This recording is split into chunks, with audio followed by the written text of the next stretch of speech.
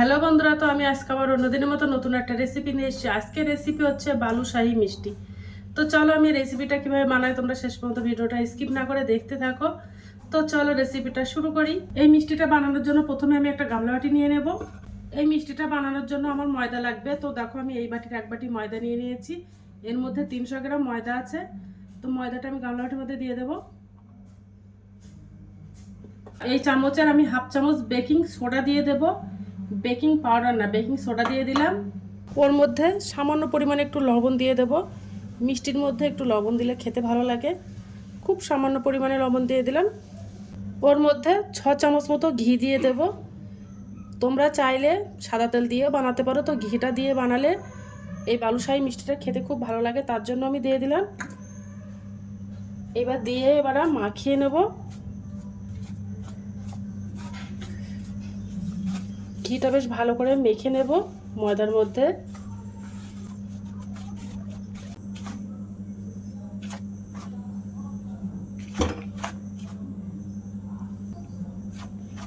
দেখো ঝুরো ঝুরো করে মেখে নিয়েছি, কত সুন্দর।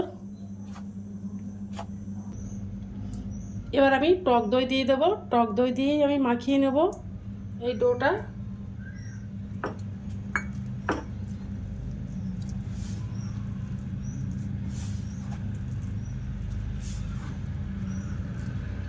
ওটা ভালো করে মেখে নেব।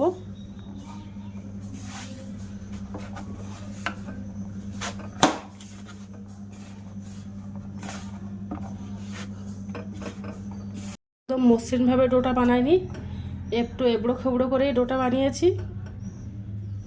2 মিনিটের জন্য আমি ডোটা রেস্টে রেখে দেব। একটা ঢাকনা চাপা দিয়ে রেখে দেব। এবার ডোটা আমি একটু মেখে নেব হালকা করে।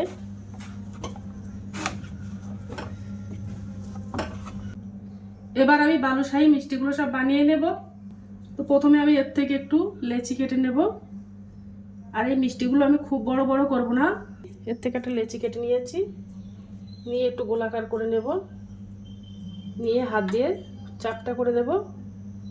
দিয়ে আঙুল দিয়ে দেখো একটু ছিদ্র করে দেব।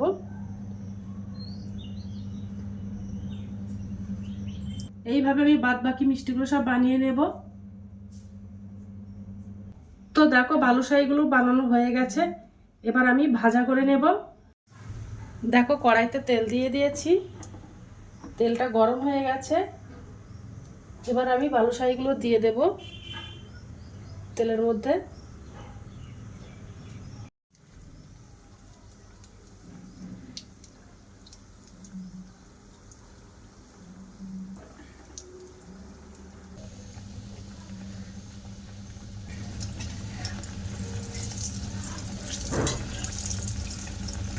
দেখো মিষ্টিগুলো একটু ছোট ছোট করে বানিয়েছি। এবার আমি মিষ্টিগুলো সব দিয়ে দেব।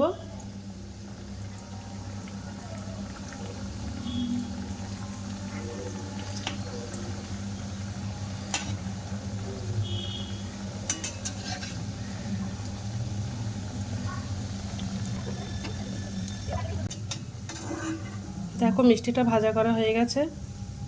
এগুলো সব ভাজা করে নিয়েছি। এবার আমি একটা চিনি শিরা বানিয়ে নেব। এবার কড়াইয়ের মধ্যে আমি 300 গ্রাম চিনি দিয়ে দেব। ওই বাটির আমি হাফ বাটি জল দিয়ে দেব। দিয়ে একটা ঘন করে চিনি শিরা বানিয়ে নেব। চিনিটা ঘন করে জাল করে নেব। একটু হালকা একটু হলুদ কালার দিয়ে দেব। একটু হলুদ কালারে 1-2 ফোঁটা ফুড কালার দিয়ে দেব। জাস্ট এটা দেখতে ভালো লাগার জন্য, তোমরা চাইলে এটা বাদ দিয়ে দিতে পারো। এটা দিলে একটু।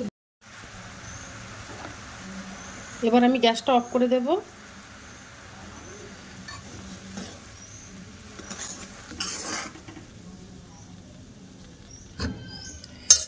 এবার যে মিষ্টিটা বানিয়েছিলাম ওই মিষ্টিটা দিয়ে দেব একটা একটা করে। দিয়েছি। এই মিষ্টিগুলো আমি 10 মিনিটের জন্য ভেজাতে দেবো, তারপরে তুলে দেখাবো কেমন হয়েছে। তো দেখো মিষ্টিটা বানানো হয়ে গেছে, কত সুন্দর হয়েছে। তো দেখো মিষ্টিটা বানানো হয়ে গেছে, কত সুন্দর লাগছে দেখতে।